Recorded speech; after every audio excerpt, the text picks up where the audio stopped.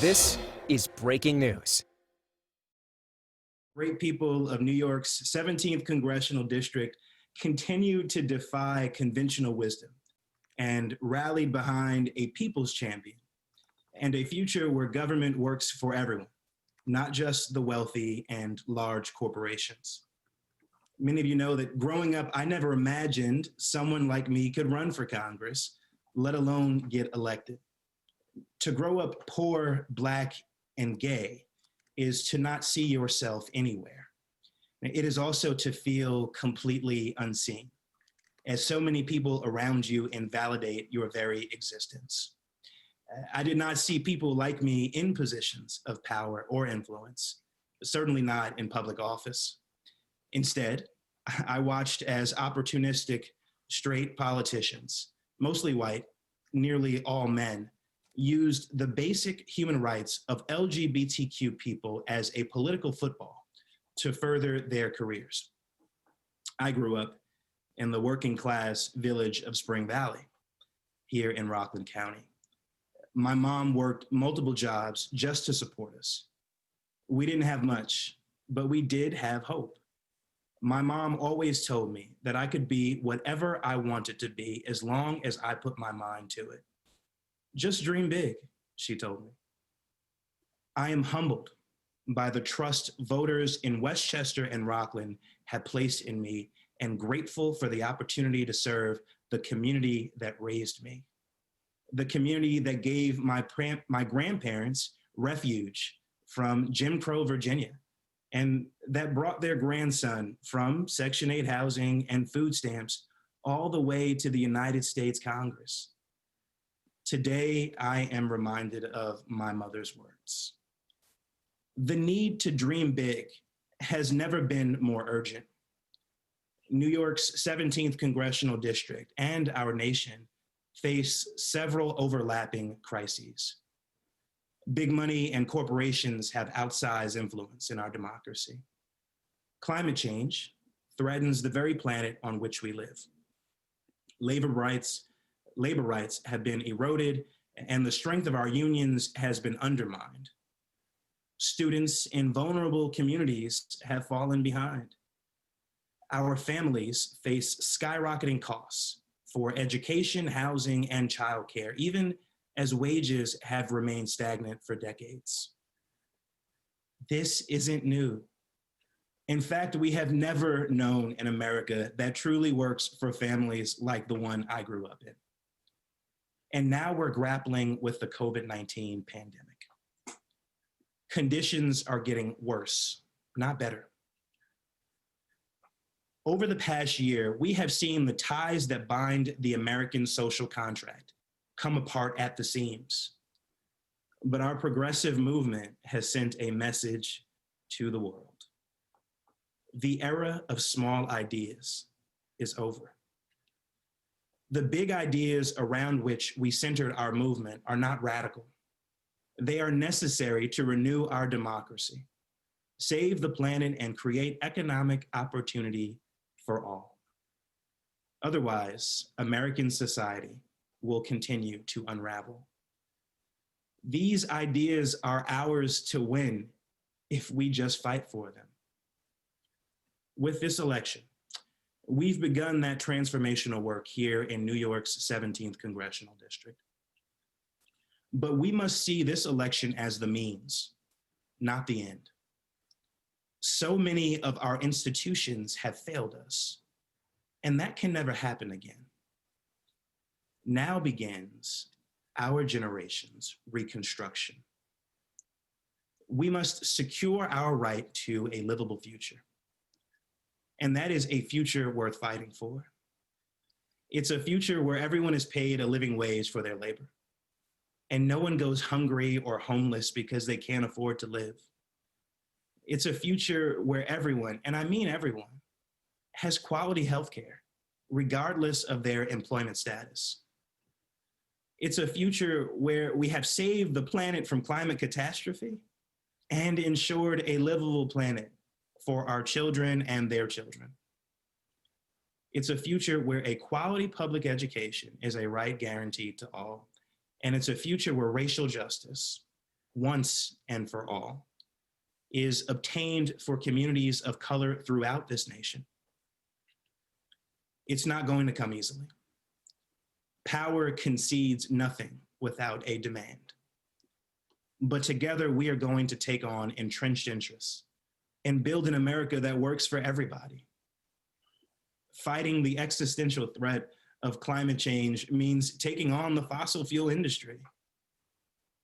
Guaranteeing healthcare for every American means taking on the health insurance industry, and freeing the federal government to negotiate fair prices for prescription drugs means taking on the pharmaceutical industry.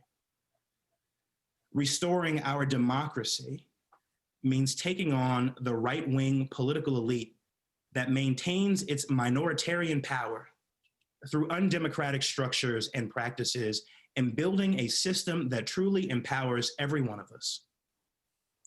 I want everyone in America to be ready to recommit to that fight.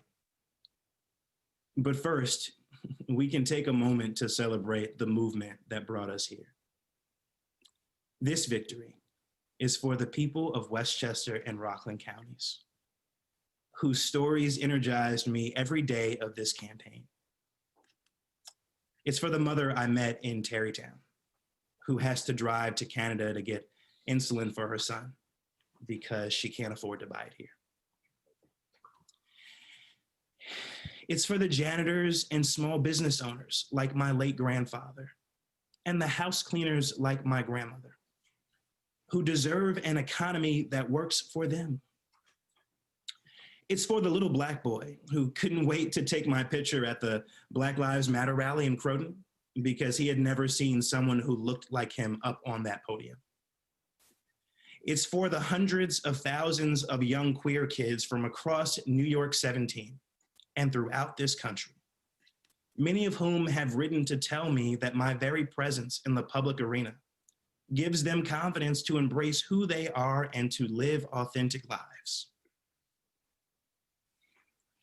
This victory is also for the many hundreds of volunteers who worked tirelessly for months to elect someone the political establishment counted out.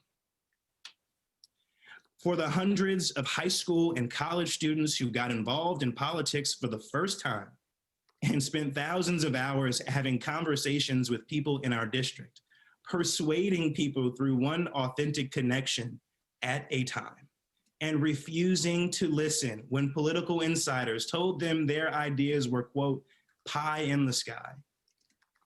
Together, we organized our community in the truest sense of the word, to fight for the better world that we know is possible.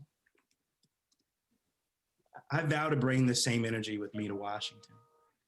Every speech I make on the floor of the House, every vote I cast, every piece of legislation that leaves my office will always be done with the best interests of Westchester and Rockland in mind. I am so humbled to have earned their trust, and I do not take it lightly. We've got so many more fights to win, and I'm ready to get to work. Thank you. Thank you so much, Mondaire. And per my request, if you can put questions in the chat or send them directly to me. I will get started with the question I received ahead of time, which is, and you sort of spoke to this, but how do you feel about making history in Congress? What do you think this will mean for the LGBTQ community? It is a watershed moment. You know, I was reminded just a few weeks ago that there are only 7 openly LGBTQ members of Congress. And I think that number includes the Senate, where you have Senator Sinema and Senator Baldwin.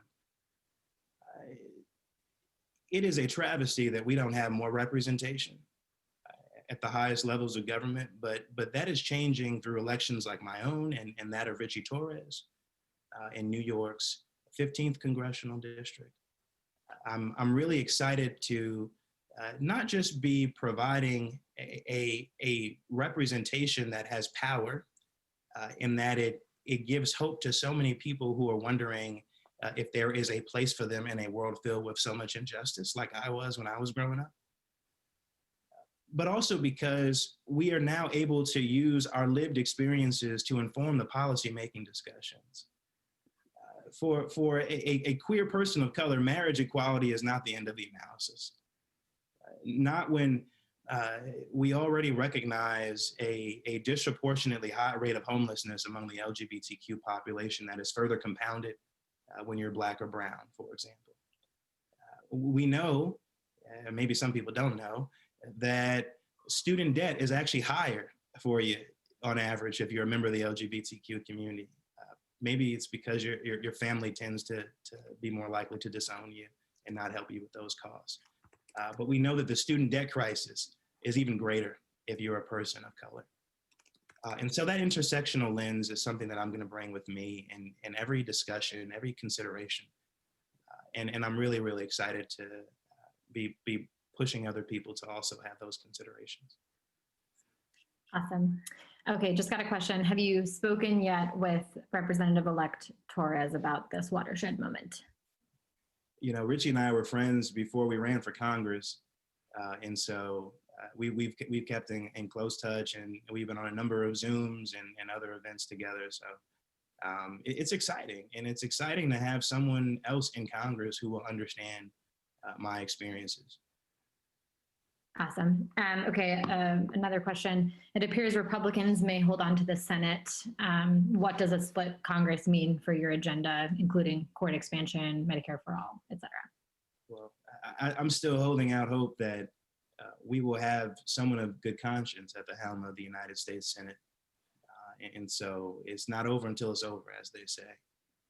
But we know that having a president of the United States who is Joe Biden, and continuing to have the House majority is something that will be instrumental in passing legislation that for too long has been stalled because of Republican obstructionism, and including the guy who currently occupies the Oval Office.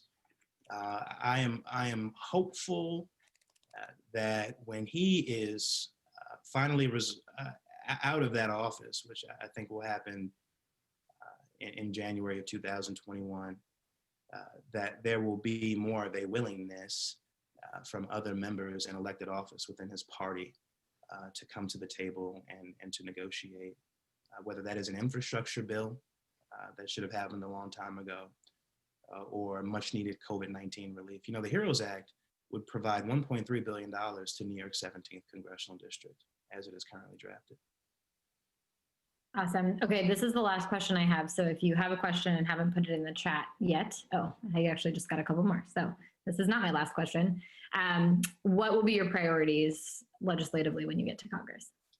My top 3 priorities for my freshman term are COVID-19 relief, including the HEROES Act, democracy reforms, which are more urgent than ever before. That means strengthening and passing HR 1, also known as the For the People Act, which was the first thing that House Democrats passed, and that was in March of 2019. Unfortunately, went to die in the Senate.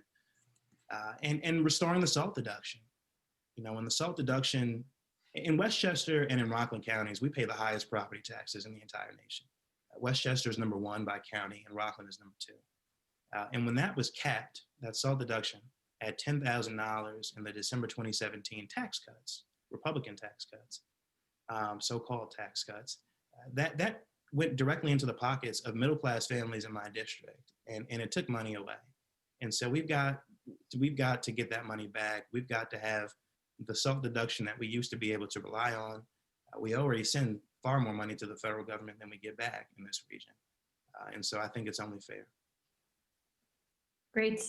Okay, your victory has signaled a shift in how candidates are nominated and run for office in the New York City suburbs. What are you hoping to see change about the process among party leaders moving forward? Well, you know, no one ever pulled me aside in the Democratic Party or really in elected office and said, you're going to be the next member of Congress, or you're going to be a member of Congress. No one ever really offered to mentor me. I won this historic victory because of a grassroots people power movement and my force of personality. So we've got to make sure that we are actually mentoring diverse voices, and I expect to do that, and I'm excited about it. And that means making sure that young people know that they too can have a career in politics, listening to them and giving them, creating opportunities for them to get involved, and having a particular eye to people who have been underrepresented in our politics, people of color, queer people, women, and so on and so forth. Great. And then this is the final question I have. Were you ever concerned that your sexuality would be a liability by your future constituents? Oh, yes. For most of my life, I did not think that I could run for office, any office, because of course I would have to run as an openly gay candidate. And it has only been in recent years that I felt that I could actually be successful in such an effort. And so it's wild. I think, I know that there are people who voted for me in the primary because I'm a gay candidate. And it is quite a reversal to see that happen when just a few years ago I was sort of deathly afraid of running. Now I'm one of the more openly gay people in American politics, I suppose. But it shouldn't be that the movement stops. The movement of just electing good people, regardless of their sexual identity. That it stops with people like me and Richie Torres. And so we have to make sure that we are looking to create opportunities for people with diverse backgrounds to be successful in electoral politics. Awesome. Okay, one last question. There's been a slew of new progressive voices heading to Congress from New York. What kind of partnerships or coalitions might you need to form to use your collective energy? I'm someone who wants to roll up my sleeves and work with anyone in the Democratic caucus and in the Republican caucus. I expect there to be Republicans in New York and New Jersey and Connecticut and California who similarly are aggrieved over the cap of the limitation on the SALT deduction, and who would work with me to restore that in the way that once existed just a few years ago. I believe that there are Republican members of Congress who understand that climate change is real and that it poses an existential threat. I want to identify those people and I want to work with them on environmental reforms. Wonderful. Well, thank you everyone so much for joining. I know obviously there may be additional questions or conversations you're hoping to have directly. You can reach out to us at press@mondaireforcongress.com. I think you have my information as well as Talia Marcus, who's on this call. But thank you so much for joining. Very exciting day for all of us, and we are eagerly watching the rest of the country. So thank you. Thank you so much.